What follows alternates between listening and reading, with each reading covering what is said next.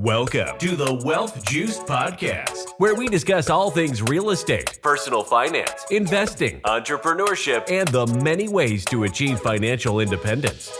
We interview accomplished investors and entrepreneurs with the goal that their stories inspire you to take control of your financial future. Here to get your creative juices flowing while also documenting their own personal investing journeys are your hosts, Corey Jacobson and Ryan Bevilacqua.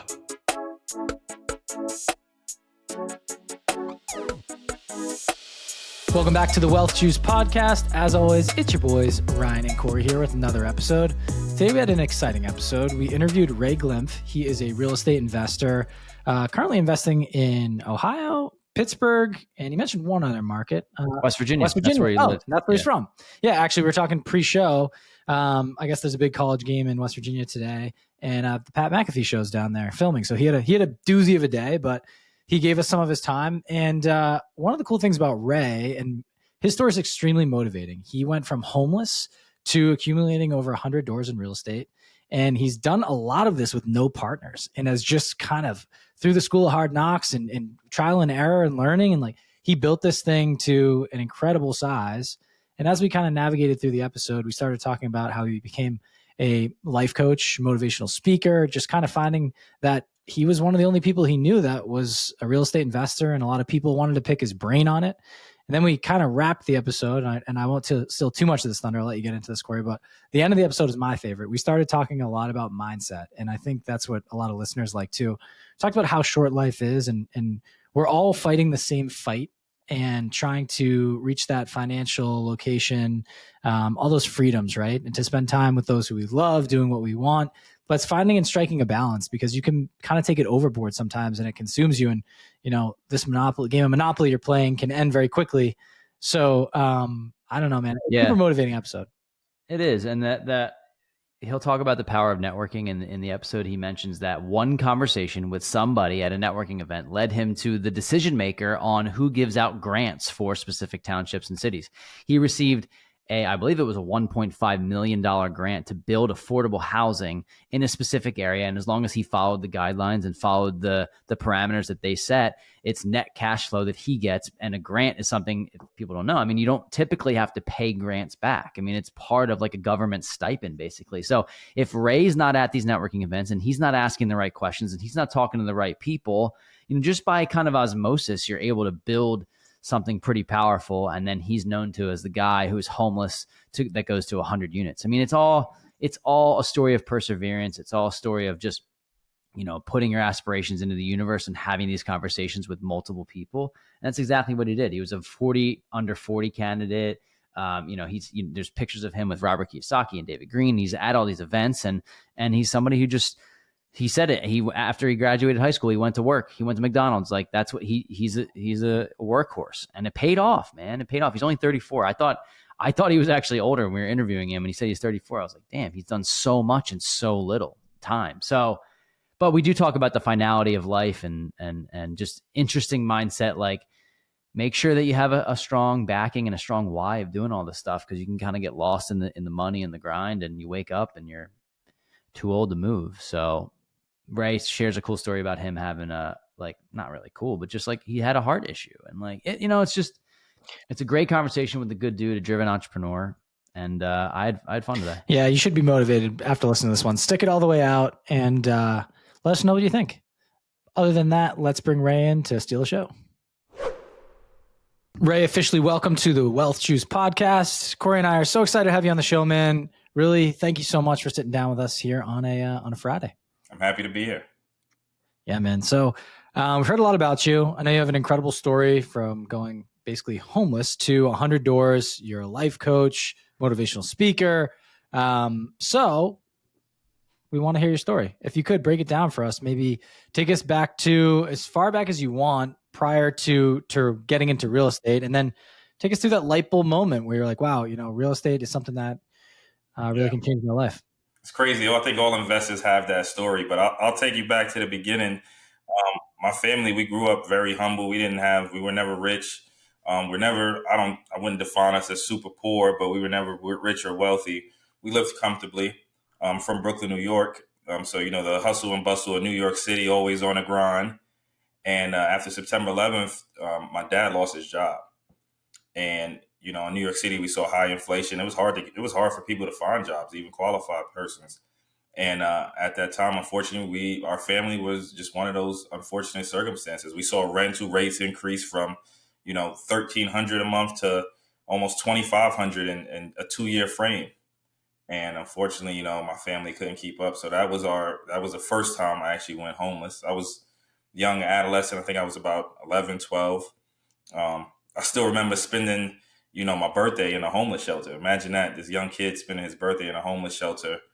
And then I still remember every night they transport you to a place you can sleep overnight. And like there were, rats in the wall, scratching at the wall. There were roaches. And, I come from a very clean family. So those things just weren't our lifestyle. And I remember seeing my dad sad. I saw my mom sad. And I thought, to myself, I'll do whatever it takes to never put myself in a situation, never put my kids in a situation. I think that was one of those lifestyle changing moments of I have to be successful. I need to. First of all, what a story to tell. You're able to, I think what it does for you is it creates a relatability aspect to anybody along that path, because you don't have to necessarily have been homeless to get value out of it, but it's somebody that like has seen it all. So I'm curious, like when that moment happened for you, right? Where you were like, I know I don't want this, but what the hell, like, what am I going to do about it? And how did you, like, what did you go about doing? Maybe your first, I feel like the first couple moves are important to note here. Yeah, I think there was kind of a mindset shift, and being young, I didn't understand it. I just knew I didn't want to be in that position. But the mindset was I have to work, right? I have to work. I have to be able to help my family whatever way I can. I got a job when I was about 14, 15, just to be able to help my parents pay, whatever I could contribute. And that mentality of, the New York City hustle bustle, I gotta make it, help everybody else make it, was instilled in me that hard work will at least help my family. I didn't know how far hard work would take me, but I knew it would help. And that was the mentality shift I think that stuck with me through this journey.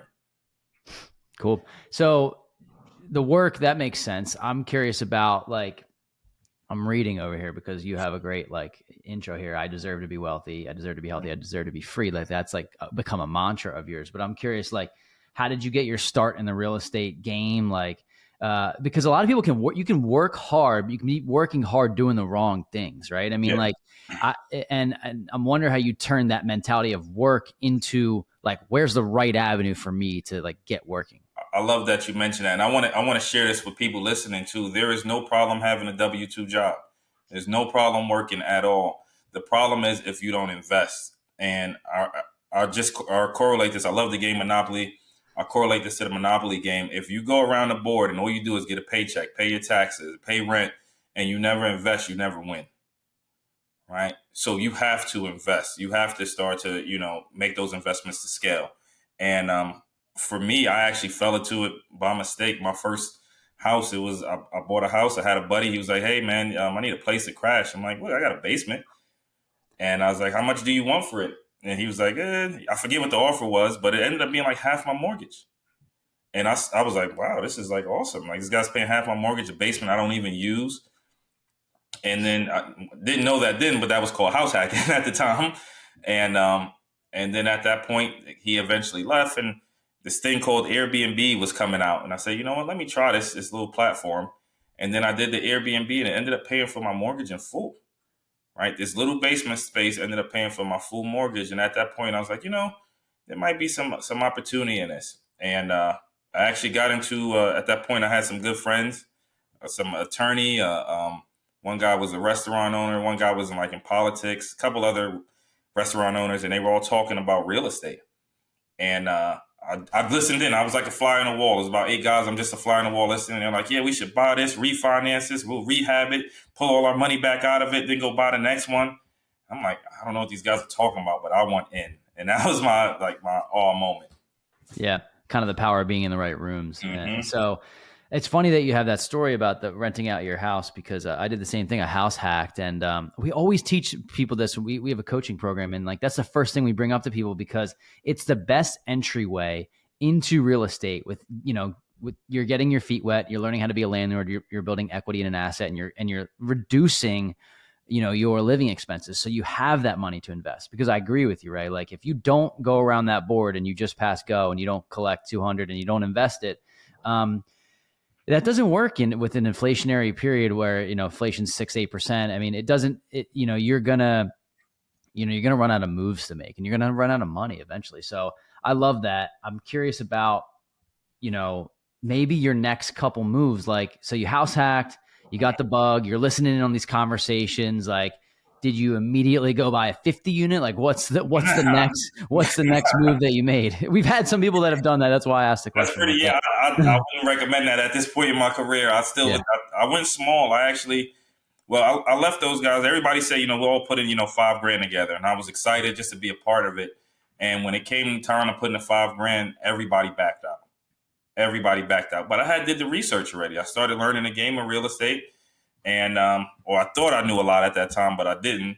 And I started trying to find property, and I found what now I know is a wholesaler, but a really sketchy guy on Craigslist. And he had a property this property was $25,000. I overpaid for it for what it was, and needed a ton of work. It was in the wrong neighborhood. I made all the mistakes, right? But I fought through it, persevered through it, did the rehab myself, learned that game by myself. And that is what actually helped me to enter into the real estate world.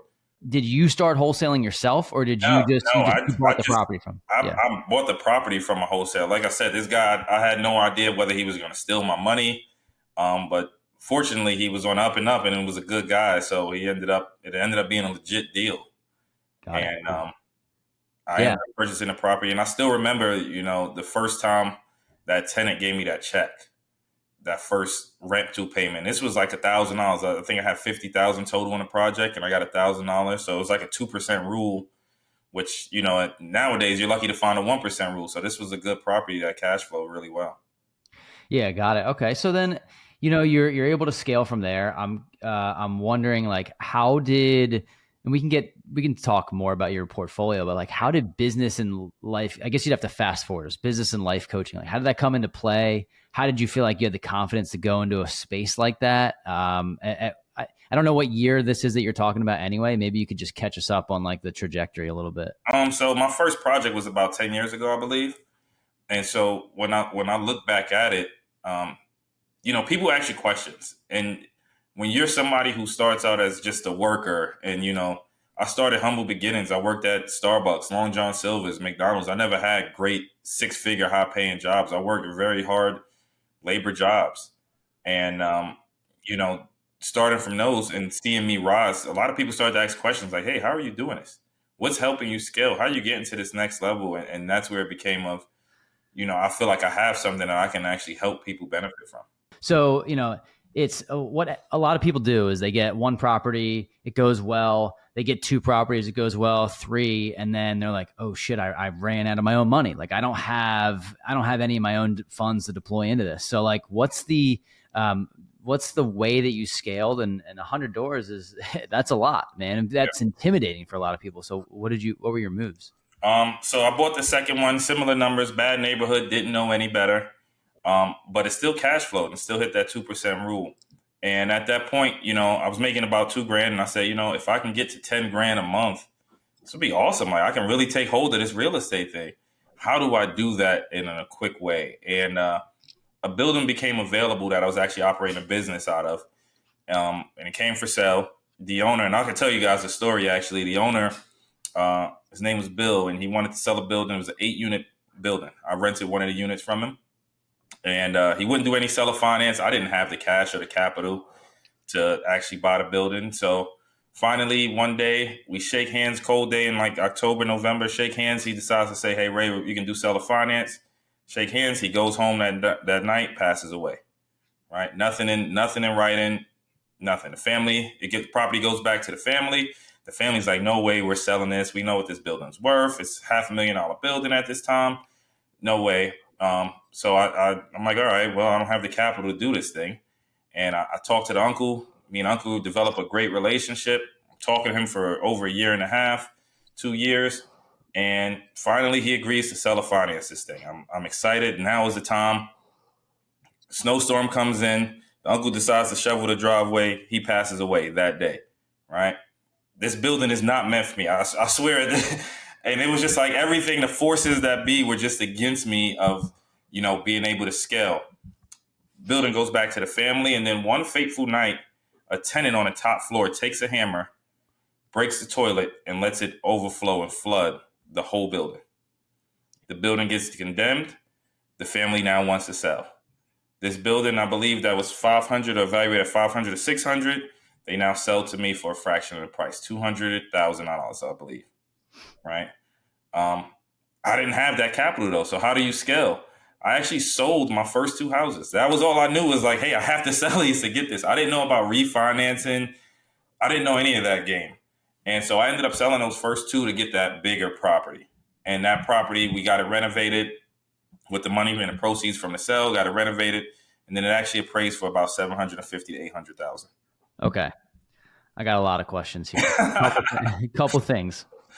One, why? I'm curious about why you wanted to buy the property, knowing that you had to deal with. I mean, I guess maybe the management strategy that you put in wouldn't allow those tenants that are going to just like break shit in your house, right? But 2, so that's one thing. But second, let's talk about the perseverance here, because I'm telling you, if somebody's looking to buy a property and the first deal falls through within a couple months, 99.9% of people are not going back to try to find somebody else. They're like, well, that wasn't meant to be. That's not going to happen for me. You had 2 people die, and then you stayed in contact with this person for another 2 years total, like with the family. So talk to me about like what kept your mind focused on that. And then also, why you felt like this was going to be such a good deal if you had to potentially deal with tenants who are literally like vandalizing your property. Yeah, so one was perseverance. And I always tell people real estate is about networking. Number one, if you want to find a deal, it's all your network, right? The people in your network you talk to all the time.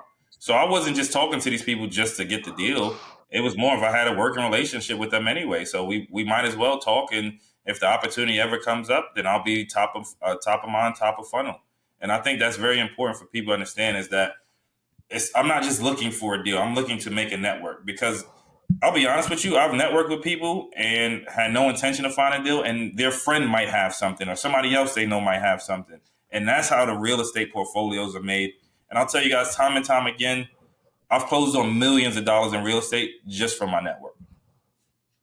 Yep. So how about for me, this is my thought. Obviously, you're going to get yourself a deal when this property, because of the thing that happened. Did you fear that, I'm going to buy this property and then I'm going to have to deal with the same type of tenants? Like that's like that's just not a good person who's doing that, who's breaking. Yeah. But I'm curious, or now I know that they don't manage it well. Like I'm going to be able to get the right people in here that are going to be respectful. I think that's the thing is the investors, the person who owned the building, he was out of town. So he couldn't really manage the asset like that. Having eyes on it, having great property management, those systems are key, especially if you guys are looking to scale. You have to have those strong systems, those people who can watch it, people doing the background checks, eviction checks, credit checks, the tenant profile, the tenant avatar. Are you renting to college students? Are you going to be renting to adults? That plays a big perspective. And that person happened to be a college student, so that always left a bad taste in my mouth for, I don't want to rent to college students, but I'm open-minded. Yeah, cool. So as you scale this portfolio, you have, you buy one, you sell, you're into another one. I'm curious about how did you get from there to 100? That's such a jump. What did you end up learning about the refinance strategy? Are you partnered on a bunch of these deals? How does it work? No, so I actually didn't partner. I haven't gotten on to partners until more recently, actually. The past year or two was actually my first partnerships. I started to learn about the refinance game after the first building and, cashing out refi and then pulling out an extra $200,000-$300,000. But then again, it just became network, right? So networking opportunities, seeing other things that could have potential value, those ugly houses, ugly commercial real estate is a big thing, right? And especially when we talk about commercial real estate, mixed use real estate, how can I add value to this community? When we see these ugly buildings, do I have a potential tenant I could put in here? That is the biggest part about commercial real estate. I'll buy any building if I could put a tenant in there, right? If I can put a tenant in there and create cash flow, it makes sense. Do you do this all in like the West Virginia market? I know before we started recording, you were talking about, that's where you're located. Is it all local to you, or you're doing this across the country? So I started West Virginia. I actually started in Pittsburgh, Pennsylvania.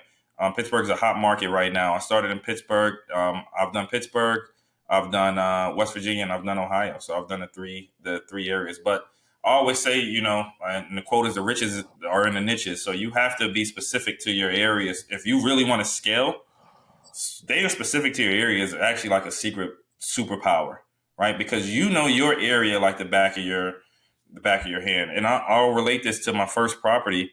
I looked at comps, not knowing what I was doing. I looked at comps that were like 3 streets down, 4 streets down. The comps looked great. Properties were appraising for 250, 300, 400. I was on the wrong street.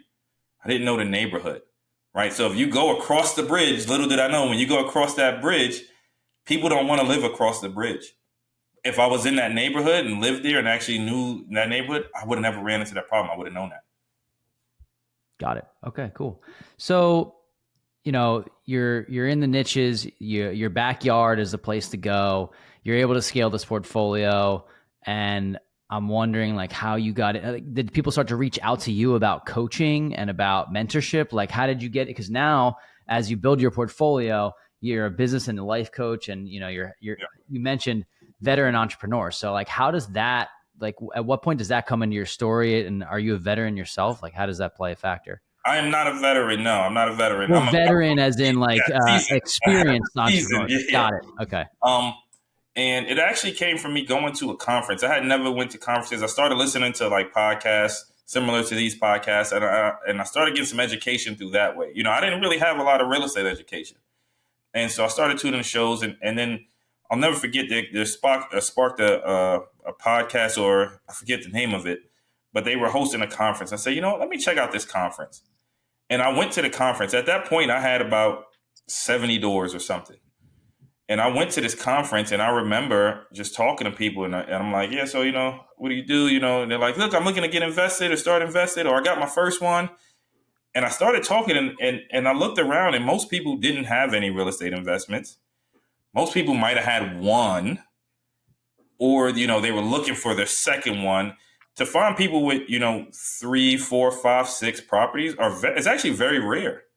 And I didn't know that. My head was so far in the sand of like grind and hustle it out, just from my old mentality of like, you got to get better. You got to keep going. You don't want to be set back, that I never actually looked up and were like, wow, like I have amassed a portfolio, and like a pretty decent sized portfolio for one person. So that's when it hit me of like, I have systems in place. When you start to develop a portfolio, you have to put systems, your KPIs, you have to have, your standard operations. And these are things that I developed just through hardships and learning, and so I look back and was like, wow, this stuff is actually of high value to people. So Ray, let's talk about the systems. I think that's huge. A lot of people that are they're aspiring real estate investors, even they say they have the 1 or 2, right? Or maybe the 5, right? They're at that point. You are in 3 different markets. So I'm wondering how you scaled this thing in 3 separate markets. You have to build a team out, right? But then getting the right butts and the right seats in order to drive the ship, right? So can you talk to that? I know you kind of said through the school of hard knocks, just going through it, right? And learning, what didn't work kind of helped you put into place. But maybe talk to us about who the key members of your team are and how they help you run your ship in all 3 markets. Sure. So the first person I would say for anybody listening, one, get a mentor, right? I know you might be listening to this podcast. Contact somebody, get a mentor, so that way you can work closely with somebody who has done this before, right? Because that will save you so many steps. It will save you so much hardship, and that hardship can get very expensive very quick. And so when we get to the processes, one, I say your property manager or property management software is essential, right? That is the person that is driving the car at the end of the day, right? You're responsible for the vehicle. You might have the insurance on the vehicle, but the person driving the car is going to be your property manager. The other people on your team are going to be your handyman, your title agents, your real estate agents. You have to keep those people. One, take care of those people, right? Pay them. I'll overpay sometimes, right? I want them to know that I am top of funnel. You take care of me, right? Because when you talk about property manager, how many properties does the average property manager manage? Is your property the main focus?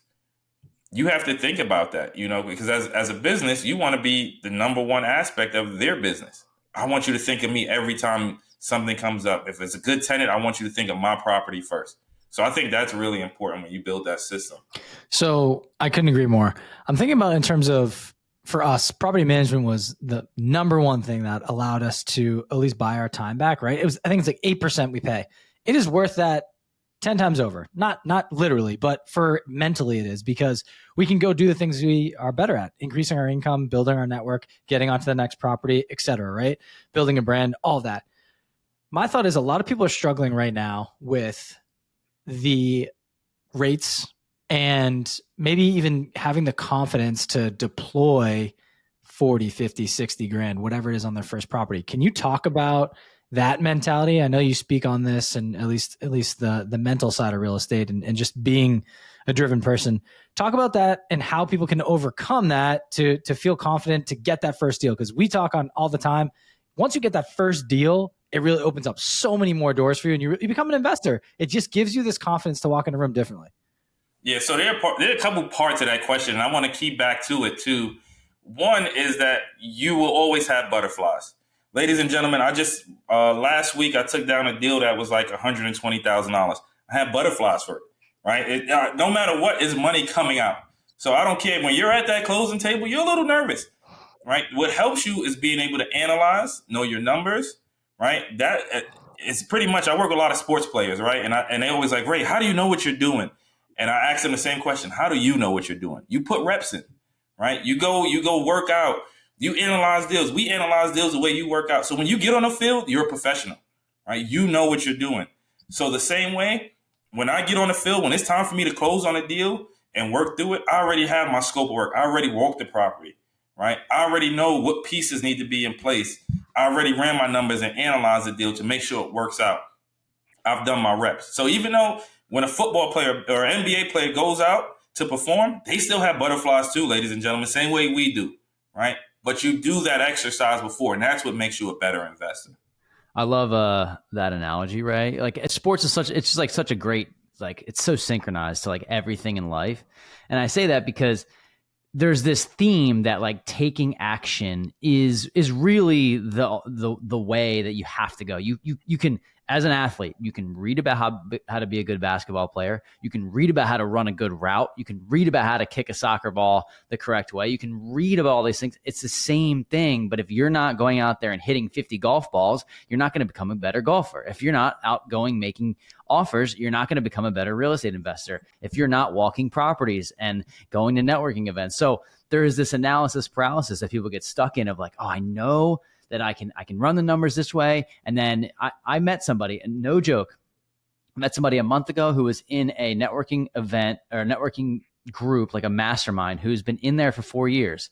And somebody inadvertently called them out. It wasn't like intentional, but it was just like, how many properties do you own? And he said none. And then we said, well, how many offers did you make? And he said 1 in 4 years. And so my point in saying all this is like, it seems like you were an action taker. It seems like you, more times than not, if you take the action and you hold on to assets long enough, real estate is forgiving enough that it'll work out for you. Have you seen that similarly in your own life? Yeah. And so one thing I always tell people that I meet is it's always action over age. Because everybody thinks, oh, I'm 20 or I'm 13 or 15 or I'm 50 or 100 or 80. You got to take action. At some point, you got to take action. You can't just sit on the sidelines or you'll get left behind. And as far as real estate being forgiven too, I look at deals that I just went through some numbers, and I looked at deals that I purchased for like what I thought was a lot of money at the time. And now I can't even find anything remotely close to it. Right? It's funny you say that because every single deal feels like a lot, like you're overpaying at that time. Unless you're like, you're really getting like a good wholesale or something. But like, I felt the same way when I bought even my first house hack. I was like, wow, I'm going to pay $250,000 for a home. And then now I look, it's worth 410. And I'm like, yeah, I made the right decision, right? Like that's what real estate does. So it's funny you say that. So Ray, I got one for you too.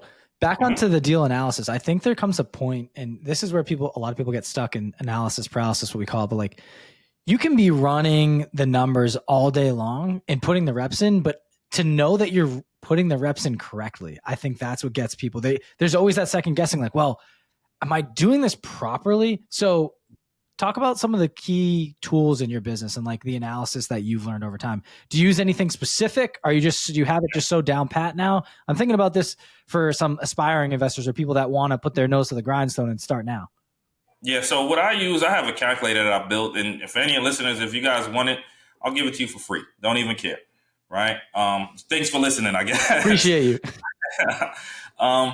So I have a calculator that I built that helps me get, the rate of return. I base a lot of my returns based on cash, right? How hard is my money working for me?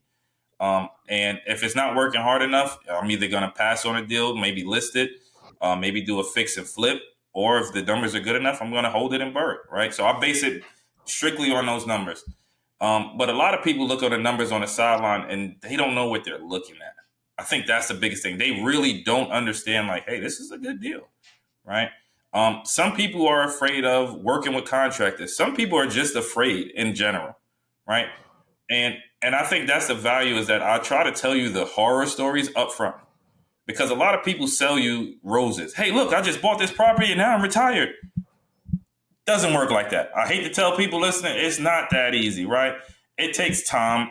Yes, you can retire. Yes, you can be financially free, but it's not as easy as, okay, I got this property for $5,000 down and seller finance and I'm free.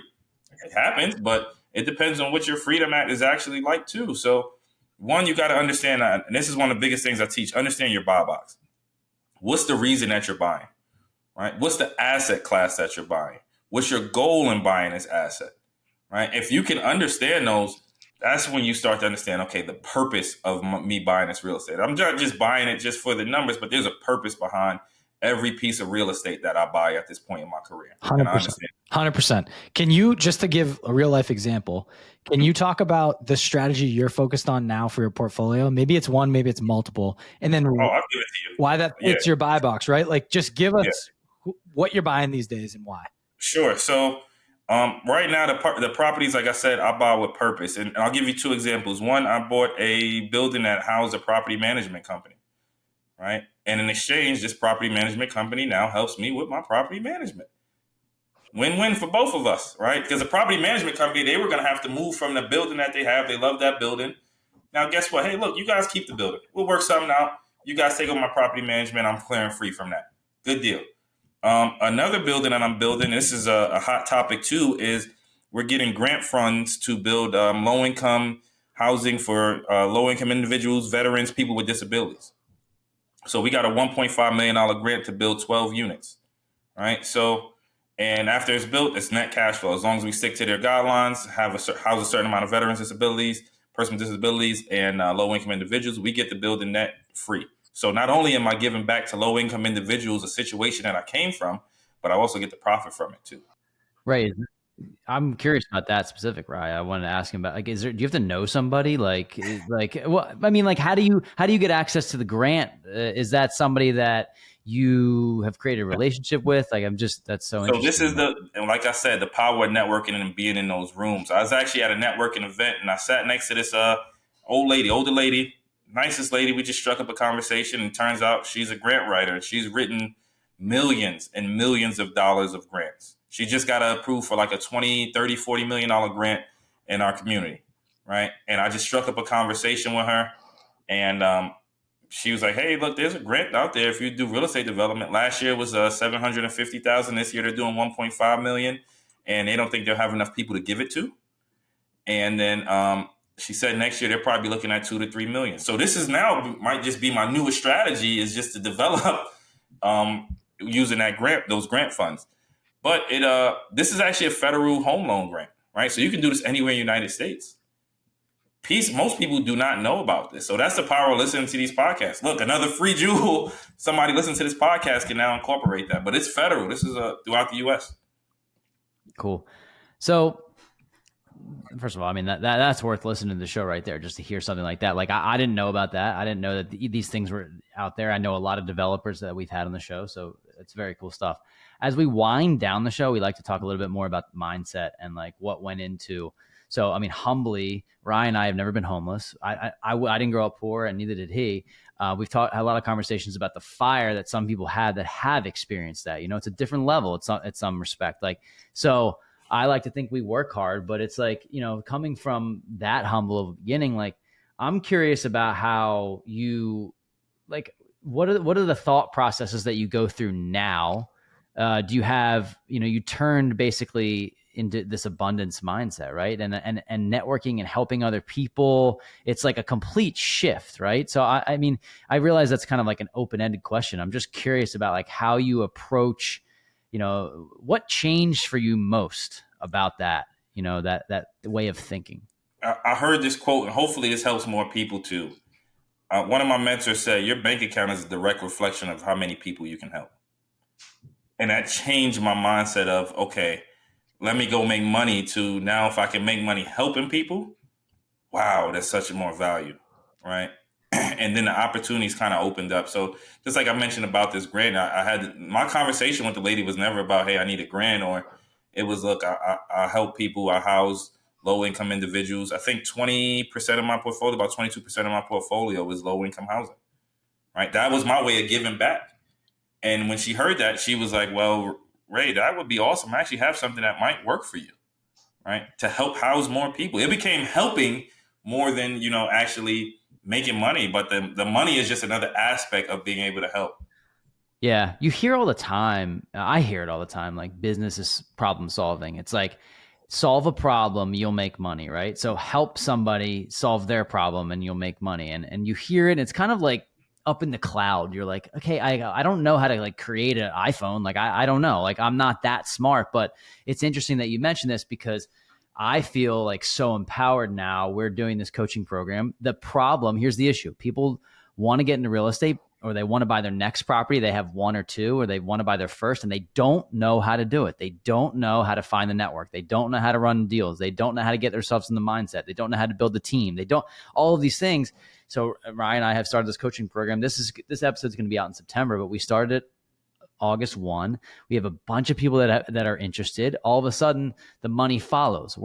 We are doing it for the money in the sense that we're trying to build a business, but like the actual income comes from the helping of these other people, and our results come from them buying properties, not from them giving us money, So it's a very interesting, like, it's really true. It really is true. Like, if you help someone else solve a problem, you can then win in return. I think that's just great messaging for people that are listening. Like, who can you help today? Like, how can you pour into others? The greatest networking opportunity out there is not what can you do for me? It's what can I do for you? And if you really like run with that mindset, I think you have, right? I mean, that's what you've done. I think it's proven. So yeah, right. I think it's great. Speaking of pouring into others and motivating them, can you talk about the lifestyle coaching or the life coaching and the networking? I know we kind of touched on it briefly, but I'm curious how big of an impact or a slice of your day that is. What are you going out doing this, weekly, monthly? Like, how does it fall into your picture? So when it comes to like the educational space, every like Tuesday, 6:30 p.m. Eastern Standard Time, I host a free mentorship. It's totally free. We talk real estate, we talk business, we talk finance. So that is something that I've just put on just to add value to people, right? Because I mean, even podcasts like this, when I came up, like I said, I didn't have any help. Like, there were no bigger pockets. There were no, it just didn't exist. And if it did, it wasn't a big platform. And if you think about how many people are actually real estate investors, there's not a lot of us, right? There's not. If you're listening and you have, or you're in a phase to get at least one door, there's not many of you right now, right? So being able to help people and educate them, I think is crucial. As far as my time, I don't even look at it as a time value. I think I might spend maybe 2 to 3 hours a week. And I have that freedom. I have never missed, and I talked to my partner about this. We host it together. We've never missed a call, because it means so much that we have the opportunity for people to actually show up and listen. We do it live, so people actually get to show up and listen and tune in. And for, those people, they come to see us, right? And I've been to other courses. I've been to other pieces of content where I've seen one that got canceled like 3 weeks in a row, 4 weeks in a row. And people schedule that out in their day, right? It's just like going to a big sports event and you go to see this player and that player doesn't show up.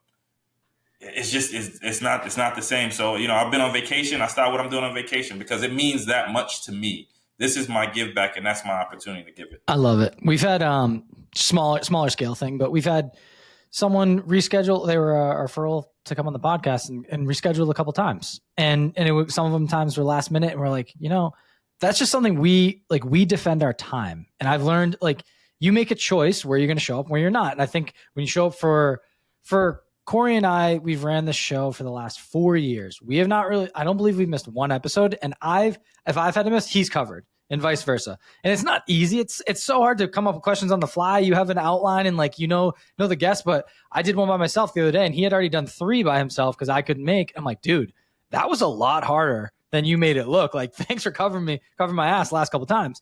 But to your point, someone is searching for this information and they're like, dude, I'm trying to better my life. So if we don't show up to give them that information, that motivation, it's just another miss. We're not in the scale of a massive influencer, a massive, or like a professional athlete in any way showing up on Sunday, but it is a small sliver of the world that we are impacting. Right. So I really like the way you brought that up, and it's just so interesting. I appreciate you talking about how limited investors are, right? That there's not a ton out there. We are immersed in this every single day and every week. So we feel like this is a massive community, but we keep finding that it's tiny. And all the people, we know probably about 50 people, right? And you vice versa. And you look at who follows each other, oh my God, I know all these people. We had someone on the show last week. They're like, oh, this person, rattled off a list. We're going to, I guess it's a networking event. It's really like a mastermind immersion group in October. We had 2 calls last week and both guys are going. And there's only 30 people going. So it's this interesting thing where it's a very tight knit community. And I think once you get in, this is just motivation for people listening. It's once you get in, just continue to network and put your story out there, because you're going to get in the rooms with the people you read books about or that wrote the books. And we're like, oh my God, they're just like me, man. There's nothing that special about them. They have maybe a motivating story, but we all end up, everyone's a human at the end of the day. I love that, because one of the things that I saw that was just it was kind of humbling. Everybody's read Rich Dad, Poor Dad, but I hung out with Robert Kiyosaki and get to see him have a beer. And he paid for his beer just like everybody else. He waited in line just like everybody else. He's a regular guy. And then when you see that, it's just man, these people are just regular people. They just do something really well, right? And then to correspond with your other point of, showing up, we may not be as big, but there's somebody out there listening and that have listened to every 200 and whatever episode we're on. They've listened to everyone faithfully. They wait for the show to come on. And if they don't see it, they're sliding down, waiting for it to upload. I've had people go and message me and say, hey, Ray, I've watched every one of your videos. And that's scary. It's scary to think about. But to somebody, we're bringing value, somebody that really needs it. And so we never know who we're affecting on the other side of the screen. Totally. I feel exactly what you said, where you kind of meet your heroes in a way, or people that you look up to, and you realize the thing that they did that thing long enough so that it worked out for them. That's what they did. They just did the thing long enough. And then it's not I don't know anybody that's Elon Musk level smart, right? There are people that are out there that are doing that stuff, but it's really the perseverance and just the stick-to-itiveness. And I think that's extremely important. But one of the questions that we have that we typically do towards the end of the show, I don't know how old you are, Ray, but I imagine we're in the same range. I'm 34. I'll just put it out there, ladies and gentlemen. I'm 34. So 34. Okay, yeah. So I was just gonna say we're in the same range. I'm 32. Rye's 33. If you could go back and talk to your 18-year-old self and give 18-year-old Ray some advice, knowing all that you know now, knowing all that you've been through, knowing what you've seen, business, real estate, networking, people, I'm curious what advice you would give him. You know what? And this might be the first time you hear this. I wouldn't tell him anything. You know why? Because that young 18-year-old kid worked his butt off, right? That young 18-year-old kid, I sacrificed a lot. I still remember and this became the hustle mentality. After graduation, I remember I went right to work. I worked at McDonald's. So I graduated, walked off the stage, said hi to everybody, and went to work. I would tell that kid, keep working. It's going to pay off. That's it. Right? Yeah. You'll have your freedom one day. So 18-year-old Ray had his shit together. I wouldn't say the same thing about 18-year-old Corey, but it's great, man. So the last question for me is, you know, it's really hard to do what you're doing. It's really hard to get to a level of buying having 100+ doors, to going to the networking, to showing up every week, to meeting people, to maintain a business, to run it. I'm just curious if you have an overarching why. Like, is there something that, you know, what really at this stage of your life gets you out of bed every morning? You got a lot of life to live. You're only 34. Yeah. Like, what's the reason you do it all? I think it becomes that why. Your why, whatever you do, has to be strong enough to fuel you through whatever, right? Because there's ups and downs. There's downs in real estate. There's downs in life. But your why has to be strong enough. One, my family is a big why for me. I have 2 little boys. I wake up, I spend time with them. My freedom. I have, I say your shirt says it. Your shirt says alone. You're wearing a shirt that says freedom. If anybody's watching, every day, every morning I wake up, I say I deserve to be wealthy, I deserve to be healthy, and I deserve to be free. Everybody in this world deserves that, right? So you can't have just one, or you can't have just 2. You need all 3 in abundance, right? I want all 3, and I deserve all 3 in abundance. So the wealth, it'll come if you work your butt off, right? The health, you got to take care of yourself. There's no cheat codes to that. You literally have to take care of yourself. You can't buy your way out of it. You have to take care of yourself. And then the freedom is the freedom to do what you want on your terms. What will it take for you to get there? Right. I love the fact that you added healthy in there, because you can get lost in this game of trying to build this wealth and trying to get to the money and trying to do all this stuff, and at the end of the day, you can die of congestive heart failure at 52 and be worth $1 billion, and it's not worth it. Truly, like it's not quite literally not worth it to be that wealthy if you are not healthy. And I think that's I want to share something if I can with the listeners too, speaking about health. And this is why this point came to me. I had money. I was making money. And one day I went home, had some big chest pain. And I told my wife at the time, I'm like, look, I don't feel well. Something's wrong. And I remember I had my son. He was about 1 year old, 2 year old at the time. And I went to the hospital. My cholesterol was through the roof. I had a buddy that had a heart attack about 8 points higher than mine. So I was that close. I was in the ER, and it's a very humbling experience, ladies and gentlemen. If you've ever been in the ER, everybody is equal. Nobody cares about how much money you make or what you do for a profession. When you got that gown on and your backside is open up, you equal to everybody else, right? And at that point, I thought, man, if I die here today, all this work is for nothing. I need to be healthy to make sure I give myself the best chance to live as long as possible, because I owe it to the people around me. Dude, yeah, this is powerful. It's powerful stuff, man. Glad you're here. Glad you fixed it. Not for now, right? But I think that opens up just could be another 3 hours of conversation.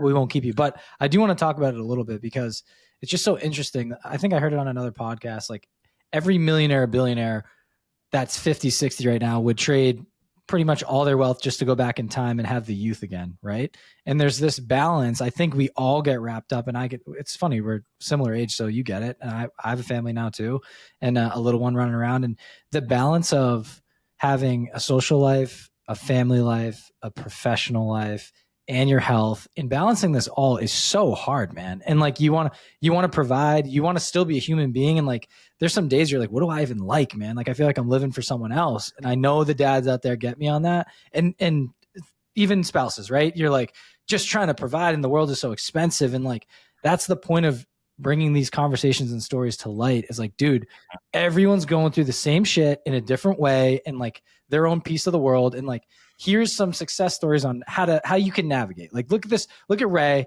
He was homeless. Now he's got 100 doors. He's got a great family, and he's able to spend time with those that he wants. I think a lot of people see the flashy stuff on Instagram and things, and they think it's all about the cars and the stuff. Like, dude, you quickly realize ER, like I've been there myself, and and it was for chest pain. It's the same thing. And it was stress. It was because I was grinding too much with all the shit we have going on. And I'm like, what am I doing? Like, who actually cares about all this? Like, what am I doing?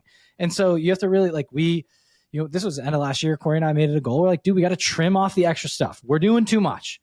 Like, let's find a lane, let's narrow it. And then we continue you try to mend yourself in that, because once you kind of make a name for yourself, or like someone knows who you are, knows your aspirations, I will say, then everybody wants to start partnering with you, and they want a little piece of your time, and you have to defend that, man. Like we talked about defending time earlier to make sure you're on the podcast. But you have to make sure you have time for yourself, have time for your health, have time for your family, like focus on that, because at the end of the day, this whole grind doesn't matter as much as you think in the grand scheme of life, because it can snap and go. You saw it with the two guys that were working on this property, and they just passed away at random times. So important to bring up at the end, something for listeners to think about is like, what's your why? What's your chip? What's the juice getting you through the day? But also at the end of the day, focus on you and your health and your time, and that'll help you frame your roadmap, if you will, right? And there's a lot of ways out there, but that's all I got to say.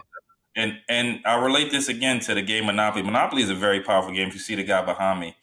But at the end of the game, guess what, ladies and gentlemen? All the pieces go back in the box, right? So you can accumulate all of this stuff, but at the end of the day, somebody else is going to get to play the game. Yep. Yo. And that's really powerful. That was nice. That was nice, dude. I'm stealing that. Sure. Take it. You take that one. That's powerful, because you're right. We all go at some point. So, have fun, try to build some wealth, be good to the people around you, network, pour into others. I feel like we're all doing the same thing. And I appreciate your time, man. Right. This is a great conversation. We talked real estate. We talked mindset. We talked life. If people want to learn more about you, right, they want to follow you, they want to maybe join those calls, they want to network. What's the best way for people to get in touch with you? Just send me a message. I'll respond to all my messages. If I don't get back to you immediately, but I'll DM me, whether it's Instagram, Facebook, LinkedIn, Ray, R-A-Y, Glymph, G-L-Y-M-P-H. Just send me a message. I'll get back to you. Ray, it's been a pleasure, man. We appreciate it. Thank you for dropping some knowledge on us. It's clear that you're here to help.